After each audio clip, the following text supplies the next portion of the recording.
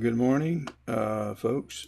Let me make a change here real quick to a better camera.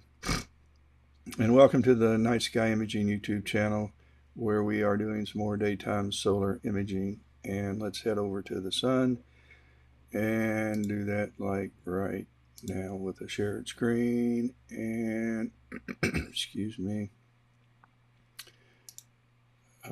There we are. I rotated my camera around, and now it's so totally off. I took it off and tried to clean some of blow it off with the duster and the chromosphere, and I put it back on, and I really didn't pay any attention to how it was oriented. And I am not going back out and rotate it. So it is what it is. But let me show you. Oh, doodle follow. Let me go back here. Well, it's going to do it again. I got to move this up to about there. And I don't know why it's doing that, but all right, here we go. That's good. I like it. No, I don't. I got to move it over just a little bit more. You can't see what I'm looking at. It's just streaming software windows that are part of the streaming software, and I usually close them out, but this is the comment section, and I want to see if there are any comments. So here we go. Got to do it again. And let's try and see if that worked. It did. Okay, so I'll show you what has me fascinated. We've got this area here that's showing some luminosity changes over time, and I'm getting that by going to this website, right? Well, let me find this website.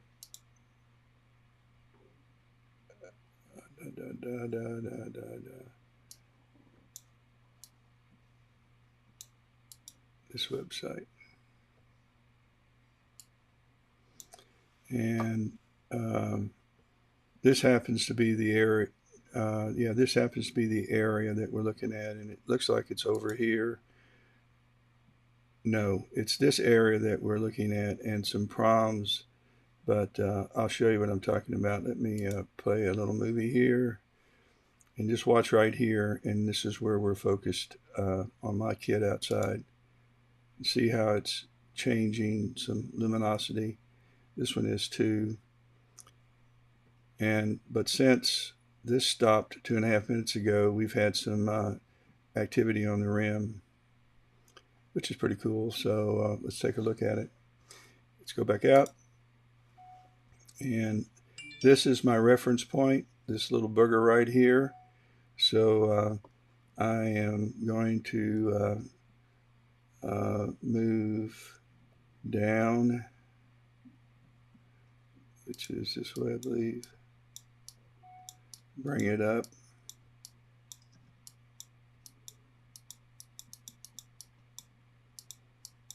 And I'm going to move over a little bit. Not much. Okay, there we are. And I'm going to go to capture. Oh, we're not ready. Let me try to focus a little better. Let's go in some. I didn't help him. It isn't a good idea to do what I'm doing, and that's move the focuser too quickly and not give it a chance to settle. I'm too impatient. But that is better. Let's go another 10 steps.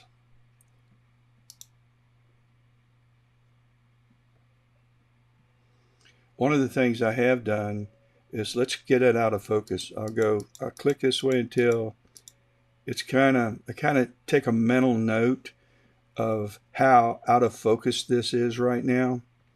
And so I'm going to go the other way and stop it when it gets out of focus mentally. I'm going to try to get it out of focus about there. So I'm going to count the steps. 1, 2, 3, 4, 5, 6, 7, 8, 9, 10, 11, 12, 13, 14, 15, 16, 17, 18, 19, 20, 21. So that's about where it was. So 21. So let's go back 10 and let's see if we're on it. 1, 2, 3, 4, 5, 6, 7, 8, 9, 10. So we should be somewhere in the ballpark. So I don't know. I think it was better before I started this. Let's go out here. Let's go back. Yeah, that's 10. Let's change the steps to 5. And let's go back. Move it 5 steps at a time. Boy, it doesn't take much. Okay, there we go. Let's see. We want to have 300 pictures. Before I do that, let me take you over to yesterday. We did a time lapse yesterday, and I haven't done it. I did a little bit of it.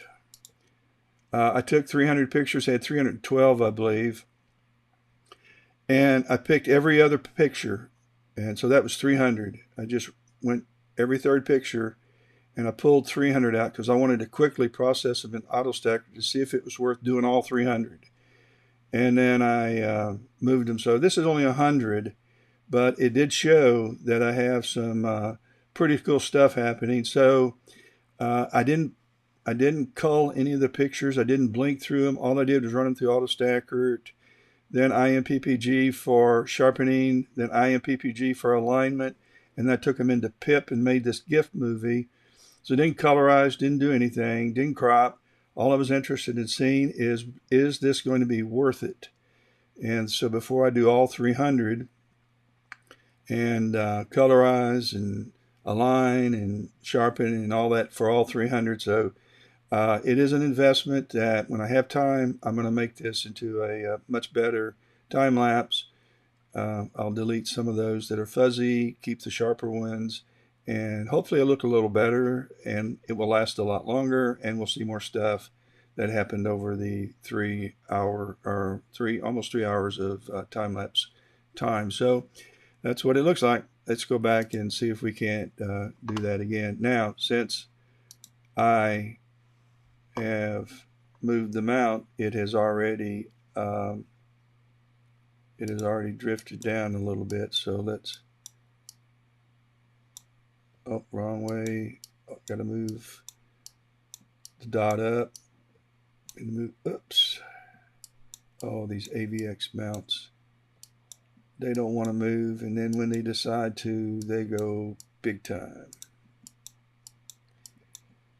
Not a very delicate piece of equipment. And then we've got to go this way. All right, so we're going to do the same thing.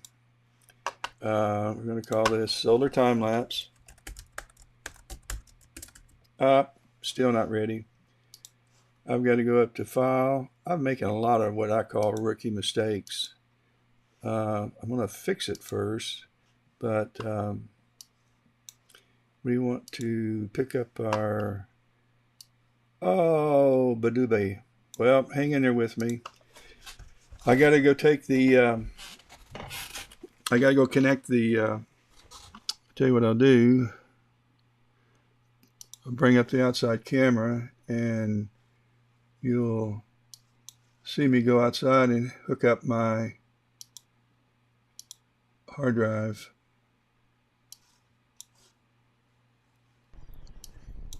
Because that's where I'll go, and I'll be right back.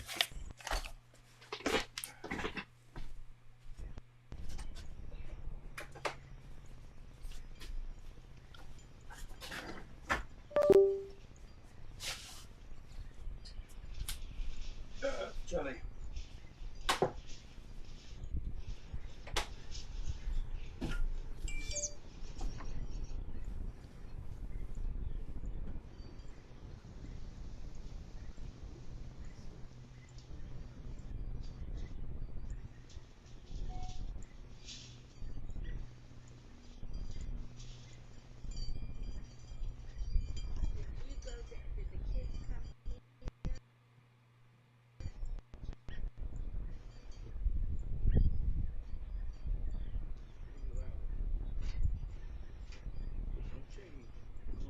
go back up. I'm going to turn it on.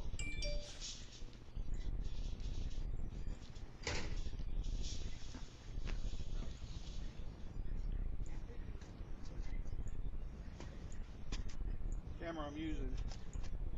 This is the hard drive.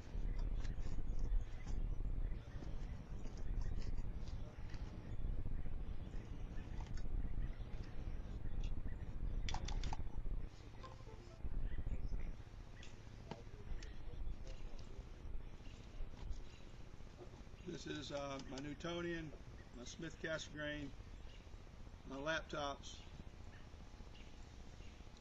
Yeah. My dome observatory.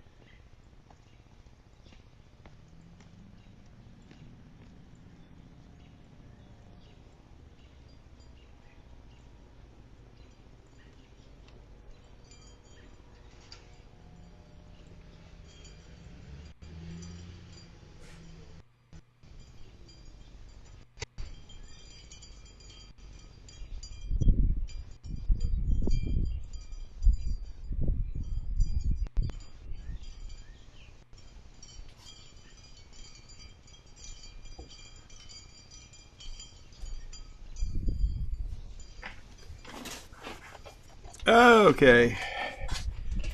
Now we're back.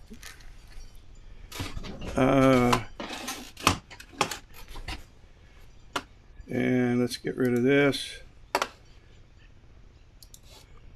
We don't need the birds tweeping.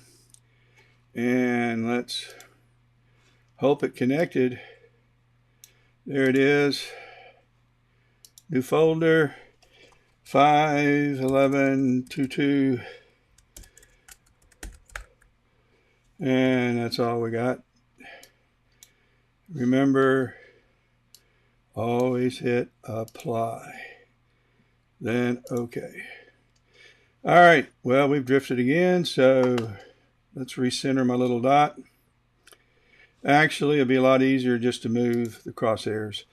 And let me also overexpose and make sure I still got my, there they are. Oh, I love them. I think they're going to be pretty cool. Actually, this might be awfully close to the edge. I think I'm going to move the other way. I think I'm going to move over this way just a little bit and kind of recenter that. I don't have this framed really that good. Let's stop. And let's start there. Maybe there. Okay, done playing around. All right, let's go up to capture. We're ready to go. Start capture, I think. We're going to call this solar time. Solar TL 11. Shoot, 51122. And we're going to do 1,000 frames. We want 300.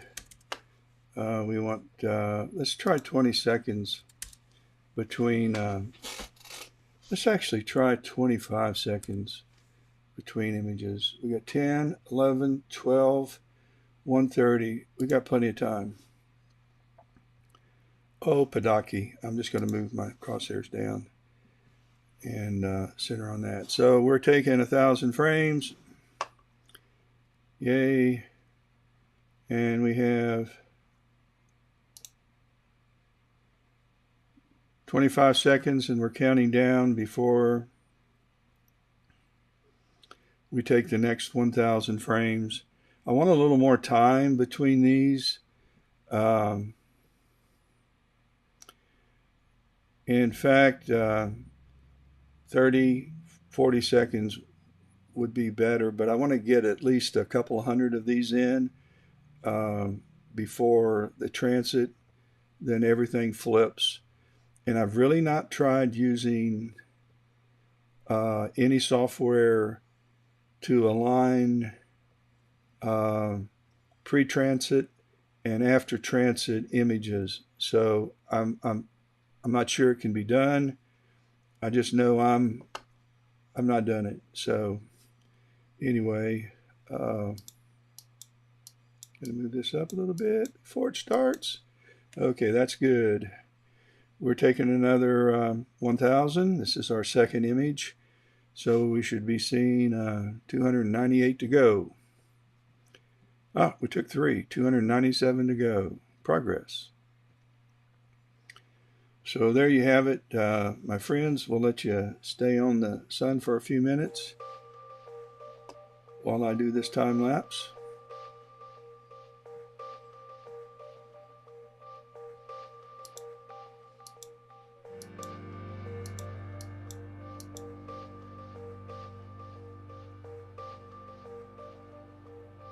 We're taking another.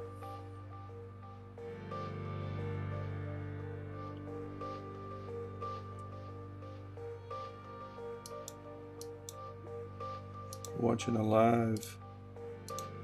Oop, wrong way. Imaging run. Oh, I hope so much that we get some activity here while getting activity there. That'll be a double whammo.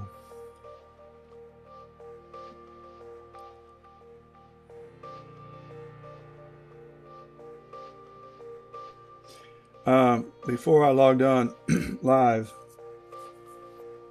it occurred to me that in IMPPG you can adjust the curves so that you can see the proms and the sun.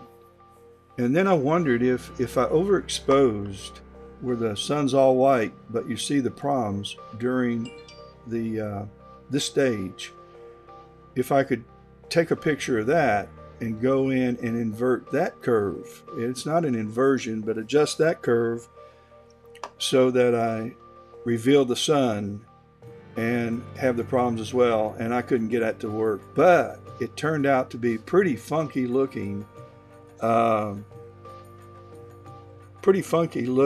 picture. And I'm gonna play around with doing, when I have a lot of prom activity or flares on the sun, I'm gonna do a time lapse using that technique. You can't see the surface, but the sun goes completely black and you get this neat red or you get the neat sky and with the proms acting up. So I am interested in seeing if I can pull that off. So yay, discovered something. You know, the fun of astroimaging really is trying different things, and it's fun. I enjoy it a bunch. I'll tell you how I got started doing this. My older son is a neurologist, and he was in Los Angeles at the time, and it was in 2009, and I had hip replacement, and turned out I got a hospital infection. Ended up back in the hospital, and they took it out and cleaned things out and put another one in and did and took some cultures. And when they took the cultures, it took a week for those to come back. In the meantime, I got worse and I was going septic. I didn't think I was going to make it, and the cultures came back, and somehow or another in the hospital I picked up E. coli, and they were treating me for Versa, another type of hospital infection, so it wasn't helping, and my heart stopped and everything was acting up, and so I ended up on infusions for 6 weeks, and I had retired as a financial planner and had picked up photography as a hobby. I was doing some sports photography at a local high school, and one thing led to another, and one of the graduates asked me if I could do their child's wedding, and then can you do our baby pictures? And yeah, might as well. And so I started doing those. A lot of it was gratis. And then I started acquiring different camera equipment, and I built a studio in my home. We downsized, and in my other home I had a 3-car garage with a large bonus room over it, and I put studio with backdrops, and It was a huge room, and I ended up doing everything from passport pictures to sports photos, and then I got involved in doing college football and college baseball, and for local colleges like Wofford and Newberry and Presbyterian, and then South Carolina and Clemson. Some NFL work, and with the Carolina Panthers, and but mostly concentrating on a high school where all of our kids graduated, and my wife worked as a dance teacher, and so I still do that. I still do Dorman High School's sports. They're a humongous high school. They call it Dorman University. It's two large campuses, and but it's a huge place. Three.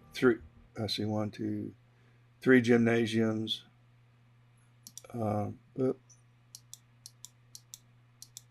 and just big place. Stadium that we've had probably as many as 15,000 in it. Just big place. But at any rate, and so in 2009, all this was happening, and my son had gotten into astronomy, and he had his house was up on a mountain in Fraser Park, and great views, and he tired of it quickly, and he sent me a Vixen ED81 um, refractor, and I it stayed really in a closet for a while, and I finally drug it out, and I put an eyepiece on it, and I saw the moon, and I was hooked. I went and figured out how to put a Nikon camera on it, and I use Nikons. In fact, I didn't think I'd ever give up my Nikon camera on my on my telescopes. That you'd have to pry them out of my hand. Um,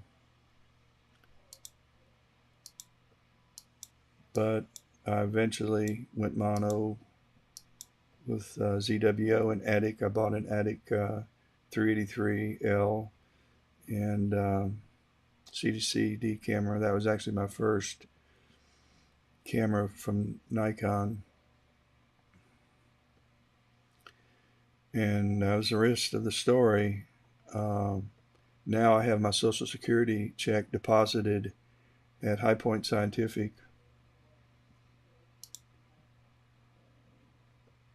You know I'm joking, but it's every hobby costs a lot of money. I don't care if you're a fisherman, a boater, a golfer, they all cost the same. The companies have figured a way to extract your money from your bank account to their business in their bank account. It's almost like you sit idly trying to figure out what else you could add to your equipment that would enhance. And then we've got YouTube, and you've got these other addicted Donald O'Donnell and Trevor Jones, Chuck Ayub, and Annie Astro, who just lives down the road from me. Uh, Showing new equipment. Oh, these companies are smart. They'll send a new telescope for somebody to try out, and then you start slavating over it. And let's move up a little north here. Up too far. Come on, Celestron. It's not good advertisement. 2 seconds. That's it. We're gone. Um, but at any rate, if it wasn't for YouTube, I would still be trying to figure out which end of the telescope to look out of.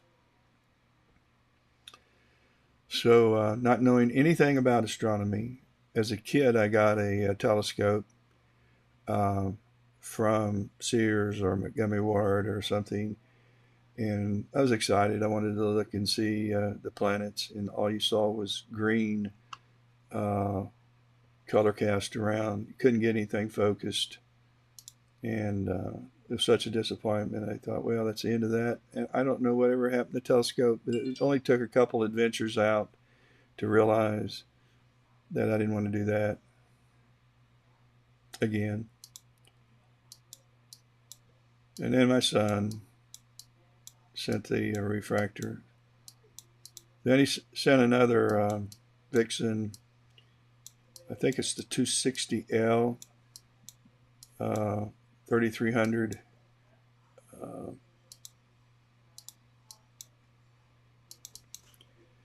Cancel. I'm way off. All right. Let's get it back here. Let's go north a little bit. And let's go back and start again. Start capture. We're at 281 now. Not 270, 281. Let's start. Okay. Whenever I do get way off, like I'm talking, not paying attention, that's when I'll just stop it. Take note of how many are remaining. Recenter.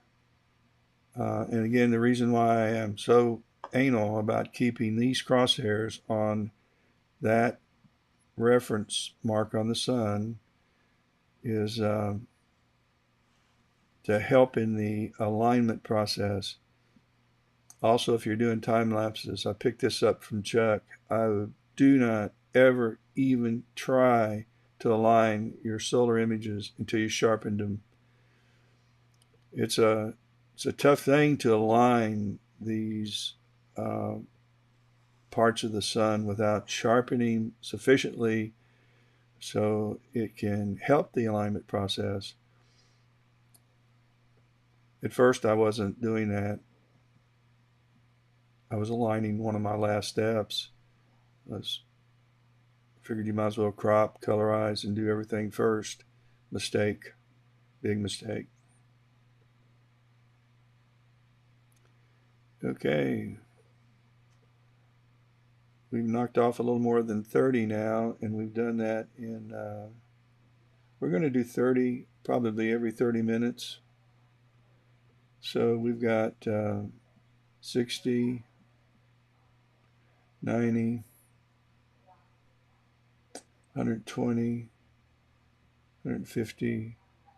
We'll have about 250. We got a really, all right, we're at 278. I talked myself into trouble here.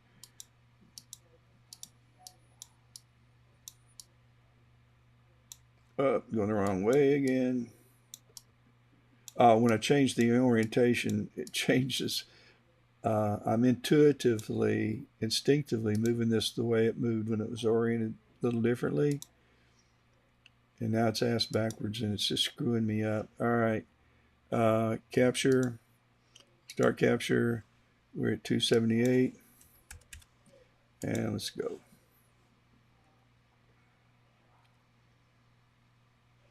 Also, don't make this mistake. Don't click anywhere here because that moves your crosshairs and you'll never get them back at the same place. You just killed your time lapse. So, all right, let me dot. We got to go up now.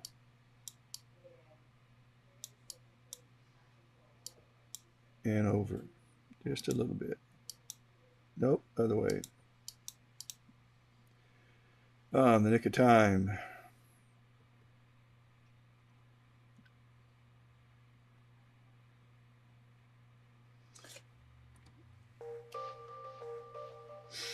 Anyway, I have a pacemaker now, and I had 3 hip replacements. If you live long enough, you're going to go through, likely to go through these things. Several eye surgeries.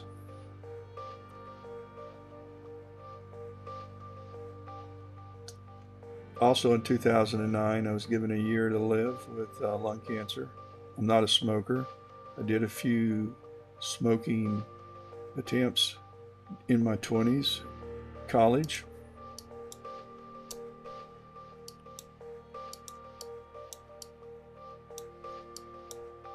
But That was in 2009. They gave me a year, and I'm here. And 2 years ago, in the middle of COVID, prostate cancer.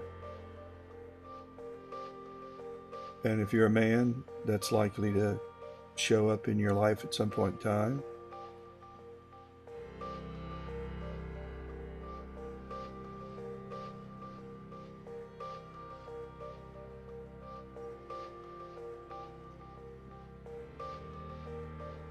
I'm thankful. I'm blessed. I'm thankful. The Lord has been very good to my family, my kids, my grandkids.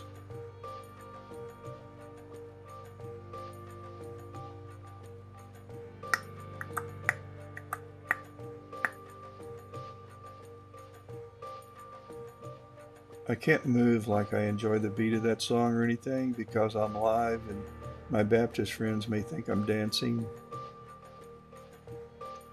So it's hard not to get into the rhythm.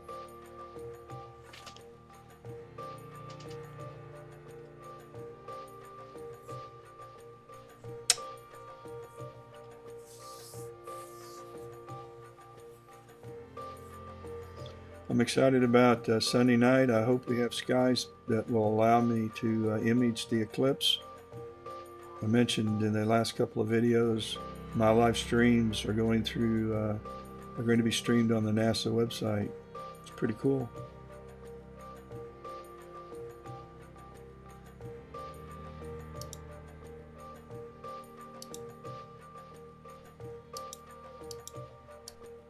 Uh-oh, cancel at 272.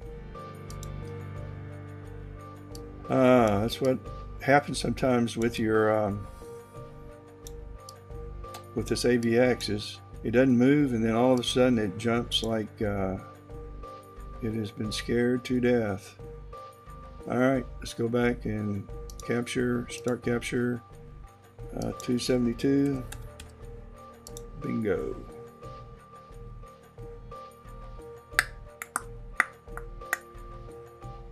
Well, folks, this is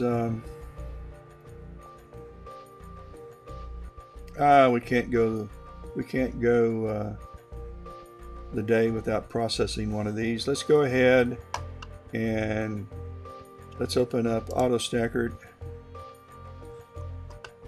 and let's go to one of these images.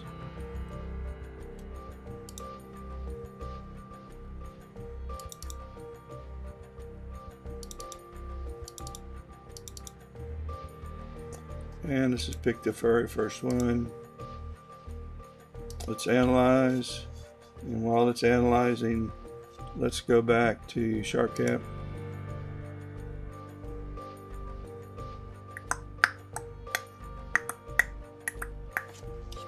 More coffee.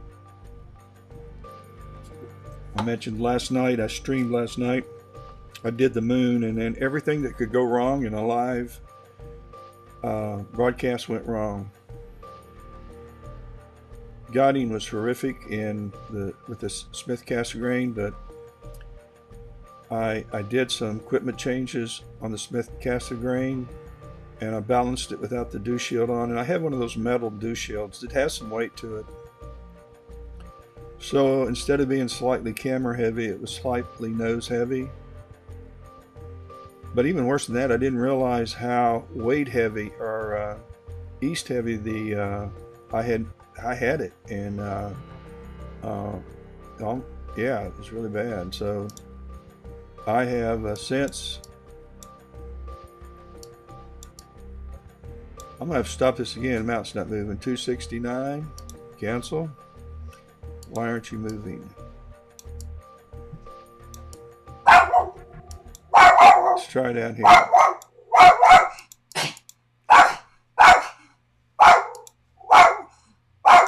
Okay, the whole website is frozen, and that's probably, I am going to, let's do that. I'm just going to close it, and then I'm going to try clicking on it again. I think wireless went down. And we're back up again. Is it No. I don't know what happened to it, but it got, so we do want, it stopped everything. So let's recenter. I wonder if doing, well, it stopped. So let's see if we can go back to auto stacker. It's not taking pictures, so we'll just have a long pause. And we analyzed, let's set our alignment points. Charlie, hush. My dog sits in the window. Let's take 10% of those. The quality graph crosses here, so if we take, let's take the top 20%. I got quite a few in the top 25%, so let's take those. And now let's go back to our sharp cap and see what's going on out there. All right, we seem to be back again, and I've already forgotten which way moves us up. Well, I am going to close out sharp cap.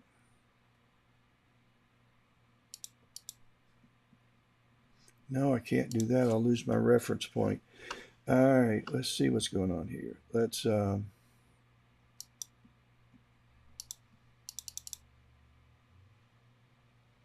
this is a bummer.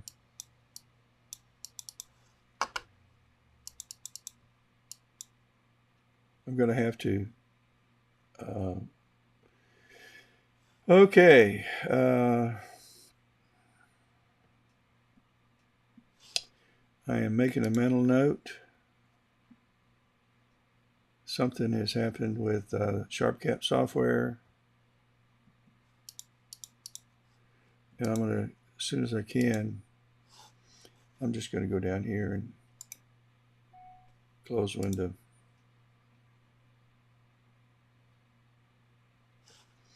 Well, let's go to Task Manager.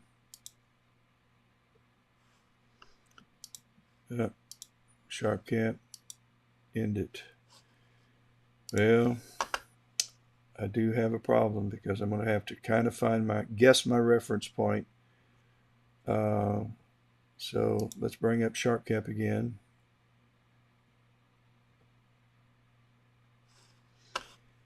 And no, I don't want to tip. I know I can disable those. So let's bring it up.